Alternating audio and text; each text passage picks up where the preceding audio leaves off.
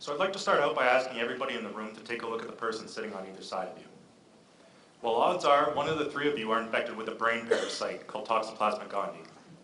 You have almost no way of knowing it, and that's because in healthy people, the parasite is dormant, biding its time and waiting for the opportune moment to strike. You see, toxo will only attack you when you're at your most vulnerable, when your immune system stops working.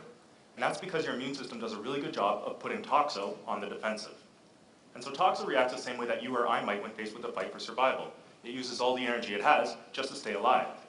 So that means instead of using its energy to make an arsenal of proteins that it can use to attack you, it instead concentrates its energy on making the survival proteins that it desperately needs.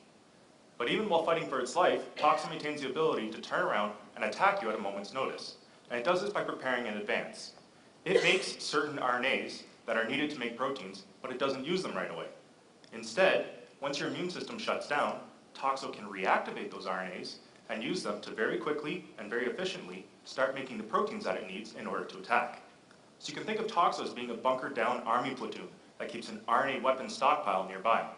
When the enemy immune system begins to retreat, toxo can immediately rearm using that stockpile and commence its attack without wasting any time or energy.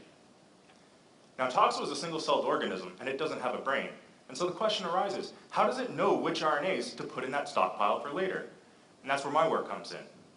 I thought that these RNAs must have some identifiable feature that allows them to be recognized in some way. And so I looked at a particular RNA in that stockpile, and I found that it's able to form a shape called an RNA hairpin. An RNA hairpin occurs when a segment of the RNA folds back onto itself and makes a structure composed of a stem with a rounded bulge on top. And it actually looks very similar to an actual hairpin, and so that's where the name comes from. So I found that this RNA hairpin serves as an important regulatory feature that allows certain RNAs to be stockpiled while toxo is under attack. If the hairpin is present, that RNA gets stockpiled, and if I mutate the RNA in order to destroy the hairpin, that RNA no longer gets stored. And so why is this one little hairpin so important?